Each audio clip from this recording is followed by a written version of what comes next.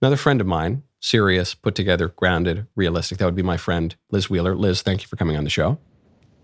Hi, Michael. Did you really have chocolate chip pancakes for breakfast? I did. Lisa every day makes me some kind of, maybe it's lemon ricotta pancakes, maybe it's a fresh sourdough waffle, maybe it's little muffins with my eggs. It's good. Look, she's a grounded woman. It's a good life. It's a good life. Some women are not living good lives, Liz. Some women are not grounded. Some women are not put together. Are you familiar with the 4B movement? Is this the moment that I'm supposed to shave my head on air today? This is, yeah, please don't. You have lovely hair, Liz. Don't do it. You remember about 10 years ago, women got it in their minds that it would be smart to just shave off half their head. Do you remember that thing? They had long hair on one side and like a buzz cut on the other. Yeah, remember that show John and Kate +8? Wasn't she like the pioneer of that? She had like that long sweeping thing and the shaved on the side. You're telling me a mother of 8 pioneered the most feminist and unfortunate hair trend of the last quarter century? Well, she turned out to be a feminist, so. Did she? Well, I guess I have to catch up on that show. I was not an avid watcher. Really, the only reality show I ever really got into was The Jersey Shore, but that's because it really reminded me of my upbringing. It's a conversation for another time. For this conversation, Liz. That sounds like a conversation that viewers would be interested in hearing. When I was just there, little Gym Tan Laundry, beat that beat up. Yeah. That's for the summer. This is now we're heading into the winter, and these women are heading into it would appear a winter of the soul of sorts. If you don't mind, Liz, we're going to go through a few of these TikToks of the 4B movement, and you, as a grounded woman, can maybe give them some advice. Take it away. I would love to. I just woke up and I'm still processing, but I just want to issue a formal announcement to everybody in my life that I have now joined the 4B movement. That's for one. Secondly, the first question I'm asking everybody in my life from this moment forward, who did you vote for? If I get anything aside from Kamala, get the fuck out of my face. If you're not trying to hoard Plan B and misoprostol with me and start an underground abortion railroad, then I don't. Get the fuck out of my face, honestly. Oh my God, I'm tired. Thoughts? Well, I'd like to laugh at her because part of it's comical. The 4B movement, you probably already went over this, but the 4B movement is a radical feminist separatist movement. It calls for women to reject dating men, marrying men, having sex with men, and having babies. And it's not just a political movement. They actually want to reject men from every portion of their life. It is an anti-man movement here. So my first comment on the 4B movement is, okay, ladies, if you are trying to reject all of those things, dating and marriage and sex and babies, because you think you cannot abort your baby, we accept your terms. Those terms sound great to me. If this is what it took to get women to stop participating in hookup culture, to stop having sex with men who have no intention of commitment or love, to stop aborting their babies, this is exactly what we hope for. Aside, of course, from their side dish of anti-man here. But the larger picture here, besides sort of laughing at the comedy of the thing, is it's very sad. It's very sad to see these women so attached to abortion that they think their entire identity revolves around it, that to be who they were made to be, to achieve their potential, to be successful, to be happy, that they have to kill their unborn children in the womb. Our culture is very sick, Michael. We have a lot of work still to do. I wonder, I like the idea that these feminists are going to be chased inadvertently, but I wonder if this is going to boomerang in a bad way, because what they're saying is we're going to deny our desires for men. We're going to deny our desires for complementarity or marriage or kids or whatever. If you didn't vote for Kamala, we're going to suppress all of our desires. And I wonder if that's healthy, because the way that I would like people to be chased, the way that I would like people to just behave normally in all realms of life is not to suppress their desires, but just to make sure their desires are ordered toward the right purpose. I think desire is good. It's good to desire members of the opposite sex, but you don't want to be married and desiring your secretary. You want to be desiring your wife. When you have a desire, if you're unmarried, you don't want to take that desire and go have a one-night stand after getting blackout drunk at the bar down the street. You want to take that desire and follow that to get married and have a good life. And then you don't want to take that desire and use it to turn off the possibility of life and having kids. You want that desire to be fulfilled in creating kids. So it's about sublimating and correcting our desires and actually following them in love, rather than what these women are doing. It seems to me the opposite of love.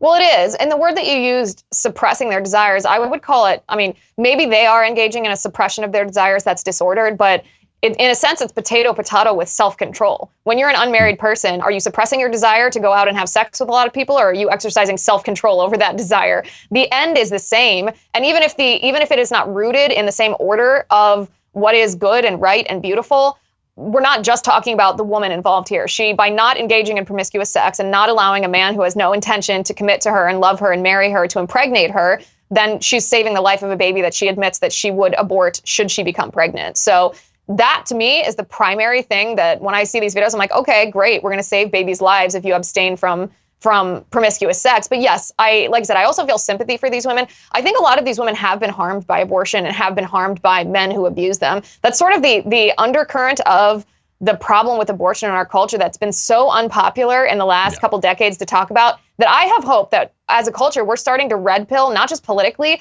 but there's been this big spiritual awakening. You and I were talking about this on my show last week or the week before, how a lot of young people are realizing that there's more to life than secularism, and they're turning towards oftentimes the order of the Catholic Church. And my hope is that that message can start resonating with some of these women, because a lot of them are so tied to abortion because they've had abortions themselves, abortions that have not only ended the life of their baby, but they regret them. They feel trauma, they feel grief from these abortions, and their ex-boyfriends or whoever impregnated them coerce them into doing that. And it's a very tough thing. Even though you and I can sit there and say, wow, that's so egregious, how could they do that? It's a very tough thing to overcome that mental hurdle to say, wow, I aborted my child and now I'm coming face to face with the reality of what I did. Yeah. And I think the result of that is a lot of these women become attached to abortion rather than facing the reality. And that's what we see in these videos. Right. They either repent, you get, it's not my line, but people say before you get the good news, you have to have the bad news. Either they accept the reality of what they did and then repent and receive forgiveness, or they go crazy, like a lot of the women in these videos. Okay, next video. All I have to say is good luck getting laid. Especially in Florida, because me and my girlies are participating in the 4B movement. That's my next plan. And I'm dead serious. I voted for Donald Trump, and I have 3 children under the age of 4. And there are many such cases. This sort of like, tee-hee-hee, good luck getting laid, tee-hee-hee. We single women, we're just going to turn it off, okay? And we're not going to give you promiscuous. And by the way, single people, even if what you're pursuing is just like, doing the deed a lot of times, you're more likely to do that within the context of marriage. People look back on their single days and they only remember the successes. They don't remember the strikeouts. They don't remember the loneliness. It's so deceptive, the whole thing. And even if you do have a one night stand or something, it's so unfulfilling. It degrades the person regardless of even if you're the biggest lib in the world. That woman like, tee-hee-hee, yeah, good luck getting laid. Yeah, hey, actually, you know what? I'm good, man. Maybe, how about you take a break? Statistics. Say it again. Look at the statistics and the studies. And I don't mean to be graphic here. These women are putting it all out there, if you will, or not. And I think that we should look at, I read a study this was probably early in the summer when we were doing an episode about Andrew Tate and the hookup culture and all of that. And if you look at the satisfaction rate of hookups versus sex within the context of marriage, it was something like men only orgasm 60% of the time during a hookup, and women only orgasm 10% of the time during a hookup with an otherwise stranger outside of the context of marriage. And I thought, no one ever talks about that, probably because it's uncomfortable and no one wants to say it, but no one ever talks about that when they're talking about how wonderful the hookup culture is compared to the statistics about sex within the context of marriage. Women specifically, men too, but women's sexual experiences obviously are more intertwined with their emotional security. Women report being the most satisfied with sex when they are married, when they are in love, when they are having sex with their husband. And yet these women are, in my opinion, they're missing out. I think they're probably missing out. And so maybe this underscores your point, Liz. Maybe these women do need a reset. Maybe they do need a little 4B. a little sabbatical from the hookup culture. Maybe that'll reset them a little bit, and that feminism will end up being an instrument to having an actual good life. Right now, go to expressvpn.com/election. Let's say someone were to set up a surveillance operation that targeted your computer, your smartphone, other connected devices. Unfortunately, in the US, that would be legal. And people do it all the time, actually. Your internet provider takes your private data and sells them for huge profits. But there is a way to stop that. That is with ExpressVPN. ExpressVPN is a virtual private network that reroutes 100% of your online activity through secure encrypted servers. No one can access what I do online. No one can use that information against me. ExpressVPN.com also hides my IP address, which is the number that identifies you on the internet. ExpressVPN works on any device. It's easy to use. Just one click, you're connected. You can use it up to 8 devices at a time. Right now, you can get an extra 3 months for free when you use my special link. That is expressvpn.com/election.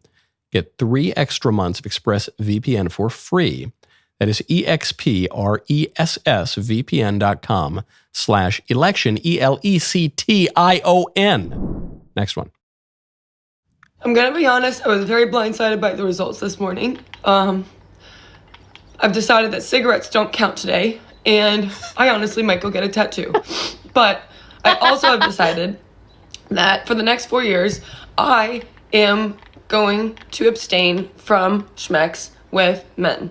And funny enough, I actually just broke up with my boyfriend a handful of days before the election. As a woman, my bodily autonomy matters, and this is my way to exercise sovereignty over that.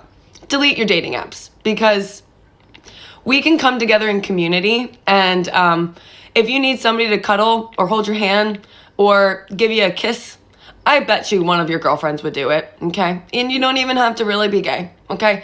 It's okay to have a lot of platonic love for the next 4 years. I think we can look to South Korea and the 4B movement as a point of inspiration for us. Her advice is to just make women, and knows it, so she says, and you don't even really have to be a lesbian to kiss your girlfriends and cuddle, but yeah. Just kind just a little. I mean, her ex-boyfriend, fella, you dodged a bullet, with all due respect to her. This was the interesting part of the 4B movement too, is apparently these feminists, and they're pretty young. That girl looks pretty young to me. I don't know exactly how old she is, but it's not like these are older millennials that are talking about. These are Gen Zers. They say that this is going to cause a sharp population decline because they're going to refuse to have children. And I'm thinking, who among these women even has a child to begin with? Like, these are not the women that are procreating, that are raising families, that are rearing the next generation of leaders in our country. I don't think the threat of population decline is a particularly risky one from them. Also, I think we're just reversing causality here. The way all of this is being reported is that the women are really angry and sad and mad because Trump got elected. And I think actually the women are just angry and sad and mad. And then Trump got elected, and they're pretending that's the cause of it. But I think it's no coincidence here. This woman who's really sad, and she says, I'm going to smoke cigarettes now, even though I quit, and I'm going to go get a tattoo, and who knows, she's probably going to cut off her hair or do whatever. And I'm going to do that because Trump got elected, because the guy who was already president got elected, and he's going to cut taxes a little bit. And also totally unrelated, my boyfriend broke up with me a few days ago. But it's totally has nothing to do with I'm not really sad about that. And you think like, no, girls, there's that study that came out of Yale in 2008, so it's a little old now. It's probably the situation's gotten even worse. Women have become less happy over the past 50 years, both in objective terms and relative to men. In terms of their self-reported happiness, it has plummeted.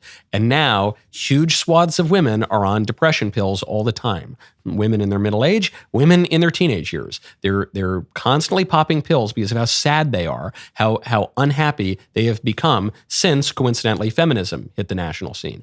And so they're trying to come up with all sorts of explanations for their unhappiness. I'm unhappy because of the patriarchy. I'm unhappy because of systemic racism. I'm unhappy because the Mango Mussolini ascended the throne again. Or whatever it is, but maybe they're just sort of unhappy because of how they're living their lives. And if they changed how they're living their lives, maybe they get a little happier. Well, this is one of the reasons that I feel sympathetic towards these women, why I will gently laugh at them because some of it's just funny, but also I'm not going to ridicule and mock them on a deeper level because they're also victims. They have fallen prey to what's now 50, 60 years of this feminist narrative that's telling women to stop being women. It's telling women to try to do what men do, to try to think like men think, to try to act like men act, to try to speak like men speak. And it's constantly telling women, because you are the weaker sex, you are going to be taken advantage of, you are going to be oppressed, you are going to be controlled by the patriarchy, and to reach your full potential, suppress that desire to be a wife, suppress that desire to be feminine, suppress that desire to have children, suppress that desire to nurture those children at home. Your full potential is reached when you go cash a paycheck. That's where your true value is. And generations of women have fallen prey to that because the societal pressure is incredible. But the result of that is exactly what you just said. I mean, I'm speaking to a group of young women tonight, and this is partially what my message to them is. You matter. As a woman, your womanhood matters. And to know what that means when I say your womanhood matters, you have to think not just what am I supposed to do in my life, but who am I? And part of who you are a woman. You are not a person who happens to be a woman. You are woman. And that matters. And I think our society, unfortunately, is reaping the sad results of when womanhood is desecrated at the very core. Why do you think women moved more in Trump's direction this time? Not just the married women who vote Republican, but even the unmarried women, and even specifically younger women who we're told vote 100% in lockstep with the libs. Why did they move more in Trump's direction this time over last time? Because women, regardless of their age, regardless of their situation in life, have to fill up their car with gas, have to buy groceries, have to pay rent, have to pay electricity bills, understand that we could be sent to war thanks to the feminists, just the same as our husbands and fathers and brothers and sons, and that Kamala Harris has brought us to the brink of war in Ukraine. And at the root, I mean, these radical feminists are, of course, on the fringe, these TikToks that we've watched, but most women don't hate men. Most women want to love men. Most women want to honor and respect a husband and want to be in full communion with their spouse, a man. That is a natural desire that all women have. So we're not naturally bred to be anti-man. We're not naturally bred to have this contention. It's the result of original sin, you could say. You can look back in Genesis and see that there's going to be conflict between the sexes, but that wasn't the original intention. That's not how we were made. And I don't know. It shows. It shows. It does. It does, because that sometimes in my experience with women whom I really love very much, much more than the feminists do, I think, the women will say they want one thing, but act as though they want something else. I think this, and men do this to some degree too, but I've noticed this with women. So the women will say, we want a female president, and we want a man. We want a president like Kamala Harris, and we want a man like Tim Walz. We want a man like Doug Emhoff. We want a man like Pete Buttigieg. But do we? They don't. They don't. They never do. They might spout all that, but if the girls are in college and they have the choice between dating that really nice, liberal, sensitive man who wears the onesie pajama, who sips hot cocoa and talks to your uncle about Obamacare, or the quarterback on the football team, 100 out of 100 times they're going for the quarterback. So there's obviously a chasm between what people are telling themselves and what they actually feel and desire. Yes, because there's incredible social stigma. If a young woman who is a smart young woman who did well in school, who is socially charismatic, who is fit, if she is just like an all around look at that girl type of girl, and she says, actually, guys, what I want the most is to get married. I'm hoping to meet the one. I'm hoping to fall in love. I'm hoping to be a bride. I'm hoping to pledge my life to this man. I'm hoping to have his children. I'm hoping to make a home for him, to be the heart of his household, to raise these babies, maybe to homeschool them. That's what I want in life. You would not believe the amount of social stigma that comes with that. And it's again, I'm speaking to young women tonight about this very topic, and it's sad that I even have to give them permission to allow themselves to want that versus, which STEM field would you like to succeed in? Because we now have a lot of token opportunities for you as a woman. Listen, I obviously do work outside of the home. You know this. We're friends outside of just being on each other's shows. We've worked together for a long time, but we are also personal friends. You know that I prioritize my family first, my children 100%. first, that I've turned down a lot of work opportunities, and I always will, because I am going to be present to my children, because that's what matters the most. I don't want to tell tales out of school or anything, but when you do go on the road, you almost always bring your family with you. Always. My children are always with me. I've never gone on a trip overnight before without taking my children with me. Yeah. Yeah, of course, Because which is obviously they need the presence of a mother. right. That is a good thing to do. It is something that you desire to do. It's a recognition. Yes. When I go on the road, I don't take my kids with me because you know what? My little kids, they actually prefer being with mommy a lot of the time than with daddy because men and women are different. And mothers and fathers bring different things to the table. And everyone knows that intuitively. When you were saying earlier, Liz, about the social stigma that all of this carries, I thought back to Harrison Butker's speech at Benedictine College, Yes. where he said, I think a lot of you, some of you are going to want to do careers, some of you women out there. But I think regardless of career or no career, most of you are going to want to be mothers and wives. And he was lambasted by the feminist leftist media. The women in the audience applauded. The women in the audience were cheering. They obviously agreed with Harrison. Now, before I let you go, Liz, we actually have to circle all the way back. Because this conversation, it's become too deep, too fluent, too serious. Which was your favorite TikTok? Oh, my favorite TikTok is the girl that was like with her nails. That was the first, the long blonde hair. That was the first video of the 4B movement that I saw. And I thought, oh girl, my first reaction was your terms are acceptable. This is a good first step, even if your motivation is not correct. It's also just something to me that these girls brag about being hoes. Like, come on, girl. At least keep quiet about things. Have a little dignity. My favorite is the last one, the girl at the end who she says, I'm so angry. And then she admits, she goes, we're going to smoke cigarettes and get a tattoo today. She's admitting people fall into vices and sins. Well, they do it when they're stressed or anxious or tired. But then the thing that sealed it for me, and again, I'm not saying this is my favorite because of the pain she's experiencing. It's just so explanatory. She says, and actually, coincidentally, my boyfriend and I broke up a few days ago. That has nothing to do with why I'm so mad right now. And I thought, like, oh, girl, like just play that tape back to yourself. And here's my question: do people get tattoos like as a stress relief? Like, do they just go out and act out and be like, my boyfriend broke up with me, I'm gonna get a tattoo. I feel like sad today. Let me get some more ink. Do people do that? I'm pretty sure. I don't have any scientific studies on this. I'm pretty sure most teenage girls get their first tattoo specifically because they're having a fight with their father. I think that's maybe not 100% of the time, but at least 97%. Liz, I have to leave it there. Wonderful to see you. As always, thank you for helping to guide these women of the 4B movement. Thanks, Michael. That was a great clip. Now hold up, ring the bell, subscribe to the Michael Knowles YouTube channel. We'll see you next time.